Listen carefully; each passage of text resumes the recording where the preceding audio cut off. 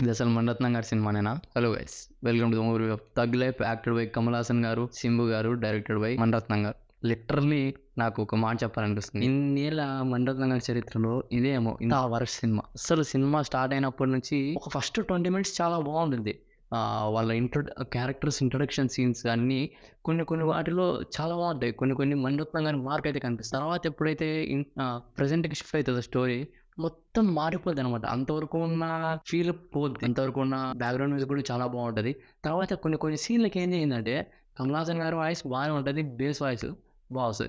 కానీ కొన్ని చోట్ల వాయిస్ని అయితే బీజిఎం డామినేట్ చేసింది. నాకు అంత అనిపించలేదు అనమాట నిజానికి చెప్పాలంటే. ఎక్కువ కొన్ని చోట్ల వినిపించదు కూడా. కమల్ హాసన్ గారు ఏం మాట్లాడుతున్నారో కూడా వినిపించకుండా అంత గట్టిగా కొట్టేశారు అనమాట మ్యూజిక్ అయితే. అదైతే డబ్బింగ్ అంత పెద్ద సినిమా, కమల్ హాసన్ గారు అంత పెద్ద హీరో, డబ్బింగ్ కొంచెం చూసుకుంటే సరిపోయేదిగా.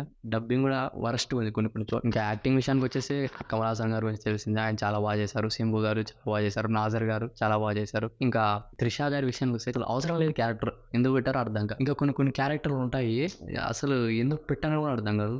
సినిమా పోతూ ఉంటుంది, కొత్త క్యారెక్టర్స్ వస్తాయి, మధ్యలో డీల్స్ చేసుకుంటారు. ఏదో పెద్ద పవర్ గురించి మాట్లాడుతుంది. ఆ పవర్ అనేది ఎక్కడా మెన్షన్ చేయరు. దేని గురించి వీళ్ళు ఏం చేస్తున్నారో కూడా, వీళ్ళు ఏం చేస్తున్నారో అనేది కూడా మనకు ఫుల్గా చెప్పారనమాట. ఇక అవసరం లేదనుకున్నారు ఏమో కానీ వెళ్ళిపోతా ఉంటుంది సినిమా. ఫస్ట్ హాఫ్ ఇంటర్వెల్ సీన్కి వస్తే, ఇంటర్వెల్ సీన్లో కూడా మనకంత అనిపించేది ఏమి ఉండదు అనమాట. నార్మల్గా బ్రేక్ ఇచ్చేస్తారు, అన్నీ ప్రిడిక్టబుల్గానే ఉంటుంది. నెక్స్ట్ ఏం జరుగుతుంది మనం ఇది చెప్పేయచ్చు. మణిరత్నం గారు డైరెక్షన్ చేశారంటే ఏదో ఉంటుంది అనుకుంటా. కొంతమంది అన్నారు నాయకన్న మించి ఉంటుందని. నాయకన్లో ఒక్క సీన్కి ఇది మించదు అటువంటి సినిమా అయితే. మొత్తానికి పాజిటివ్స్ ఏంటంటే ఫస్ట్ ఒక 20 minutes ఫస్ట్ హాఫ్లో ఒక పాట, సెకండ్ హాఫ్లో అయినా సినిమా బాగుంటుంది అని అన్నప్పుడు అయిపోద్ది అనమాట సినిమా. ఇంకో ప్లస్ ఏంటంటే శృతి హాసన్ గారి సాంగ్, లాస్ట్లో ఆ సాంగ్ ఒకటి బాగుందబ్బా.